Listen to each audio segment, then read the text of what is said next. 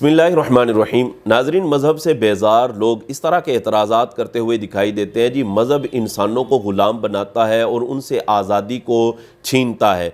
अपनी मर्ज़ी से जीने के लिए, मरने के लिए वो कहते हैं कि मज़हब ही का इनकार कर दिया जाए, माअज़ल्लाह। इनके जवाब में हम ये अर्ज़ करते चलें कि आप ग़ुलामी किसको कहते हैं? क्या सिर्फ़ आपके ज़हनों के अंदर यही ग़ुलामी है कि उम्मती बनकर नबी के मातहत रहा जाए और उनकी बात को माना जाए?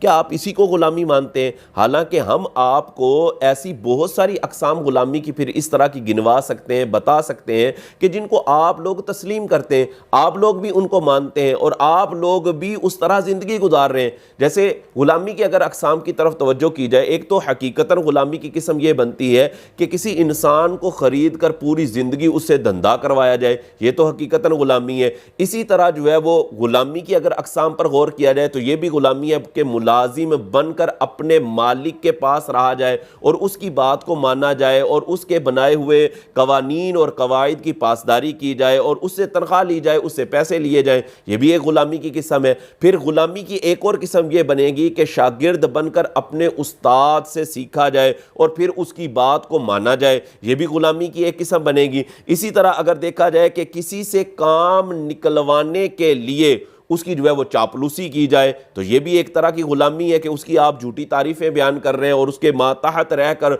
उसकी बात को भी मानेंगे, उसकी बात को तस्लीम भी करेंगे, ये भी एक तरह की ग़ुलामी है। इसी तरह ग़ुलामी की एक और किस्म ये बनेगी कि किसी हुकूमत के मातहत रह कर हुकूमत के बनाए हुए कवानीन, हुकूमत के बनाए हुए कवाइद के मुताबिक जो है वो उस मुल्क के अंदर रहा जाए और उन कवानीन की पासदारी की जाए और उन कवानीन के मुताबिक ज़िंदगी गुजारी जाए, ये भी एक ग़ुलामी की किस्म है। जिस तरह के बहुत सारे लोग जो है वो अपने अपने मुल्कों के बनाए हुए कवानीन को फॉलो करते हैं, उनको मानते हैं और उसके मुताबिक जो है वो ज़िंदगी गुजारते हैं और उन कवानीन की खिलाफ वर्जी भी नहीं करते, क्योंकि वो लोग जानते हैं कि अगर हमने अपने मुल्क के बनाए हुए कवानीन की खिलाफ वर्जी की तो हमें जुर्माना भरना पड़ जाएगा, हमें जेल में जाना पड़ जाएगा। लिहाजा ये भी तो एक तरह की ग़ुलामी है। फिर इसी तरह अगर ग़ुलामी की अक़साम पर आगे गौर किया जाए कि किसी का कर्ज उतारने के लिए उसके यहाँ मुशक्क़त की जाए, उसके यहाँ मजदूरी की जाए ताकि बंदा उसका कर्ज उतार दे और उसकी बात को तस्लीम किया जाए, ये भी तो एक तरह की ग़ुलामी है। और ये हमने चंद किस्में आपके सामने रखी हैं। इस तरह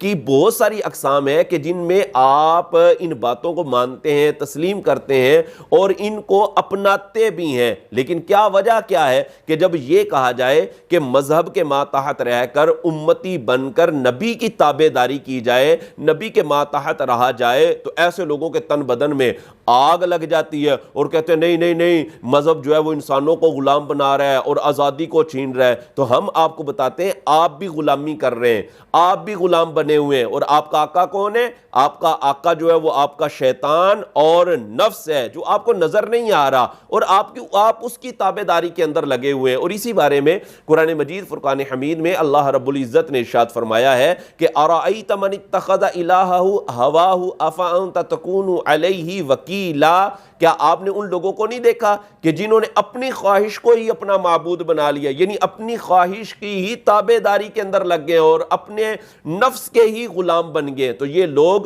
कि जो मजहब का इनकार करके जिंदगी गुजारना चाह रहे होते हैं, हकीकतन ये लोग मजहब को छोड़कर जो जिंदगी गुजारेंगे ये इंसानियत वाली जिंदगी नहीं होगी, क्योंकि मजहब ये इंसान को इंसान बनाता है और इंसानियत के मुताबिक जिंदगी गुजारने का दर्स देता है। और जो मजहब को छोड़कर चाहता है कि मैं जनाब बड़ी अच्छी जिंदगी गुजार लूंगा, तो वो अच्छी जिंदगी नहीं होगी, वो तो हैवानों से भी बदतर जिंदगी होगी। तो नबी के मातहत रहकर उम्मती बनकर मजहब की ताबेदारी करके जिंदगी गुजारना हकीकतन यही जिंदगी है और यही इंसानियत वाली जिंदगी है, क्योंकि मजहब ही इंसान को इंसान बनाता है।